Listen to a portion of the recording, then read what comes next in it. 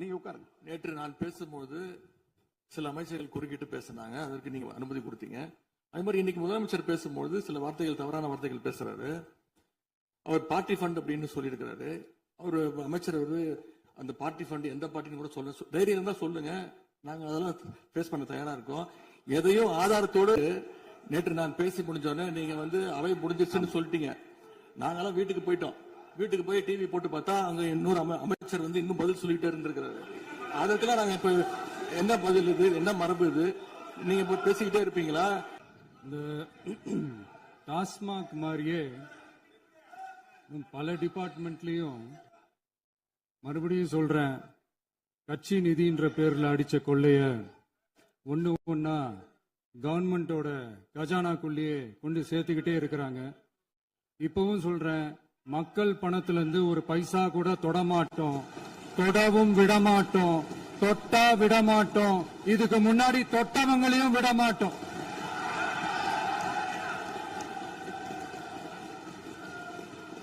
ஒவ்வொரு ஊழலா வெளியில வரும் போலே,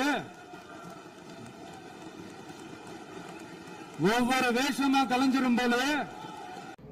திரைப்படத்துறையிலிருந்து விஜய் போயிட்டாரு, இனி நடிக்க மாட்டார், அவருடைய ஸ்டைலெல்லாம் இனிமேல் பார்க்க முடியாது அப்படின்னு கொஞ்சமெல்லாம் ஃபீல் பண்ணேன். அதுக்கப்புறம் அவரை முதலமைச்சர் ஆக்கிட்டாங்க, முதலமைச்சர் ஆகிட்டார். அவர் உட்காந்துருக்குமா அமைதியாக தான் உட்கார்றாரு. இனி நடிக்கையெல்லாம் பார்க்க முடியாது, அவருடைய நடிப்பையெல்லாம் பார்க்க முடியாது அப்படின்னு ஃபீலிங்காக தான் இருந்ததுங்க. ஆனால் இன்றைக்கி அவருடைய ஸ்டைலை கொண்டு வந்துட்டாருங்க சட்டசபையில். அப்படியே கொஞ்சம் கொஞ்சமாக படிப்படியாக கொண்டு வந்துடுவாருன்னு நினைக்கிறேன்.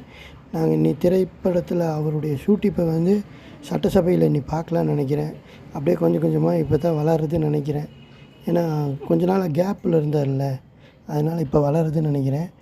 ஏன்னா இடையில மறிச்சாங்க, உதயநிதி ஸ்டாலின்லாம் எதிர்க்கட்சி தலைவரெல்லாம் போய் இப்படி பேசுனதுக்கு ஆதாரத்தோடு கொடுக்கணுன்றாரு. அதுக்கப்புறமா ரொம்ப கூச்சல் குழப்பம், அது எப்பவுமே நடக்கிறது தான். அது நடந்த பிறகு திரும்பவும் முதலமைச்சர் கையிலேயே அந்த மைக்கு கொடுக்குறாங்க, ஸ்பீக்கர் கையில் கிடைக்குது. உடனே அவர் என்ன பண்ணுறாரு, அந்த மைக் எடுத்துகிட்டு அவர் திரும்பவும் ஃபஸ்ட்டுலேருந்து ஆரம்பிக்கிறாரு. இந்த டேக்கு ஃபஸ்ட்டுன்னு சொல்லி ஆரம்பிப்பாங்கள்ல, அதிலேருந்தே தான் ஆரம்பிக்கிறார் ஒழிய அவர் கேட்டதுக்கு பதில் சொல்லி ஆரம்பிப்பாருன்னு பார்த்தா அது என்னன்னு தெரில. இப்படி தான் இன்னி கொஞ்சம் விறுவிறுப்பாக போகுன்னு நினைக்கிறேன். இனி ஆடல் பாடல்லாம் வந்தாலும் வாய்ப்பு இருக்குது. சரி, பார்ப்போம்.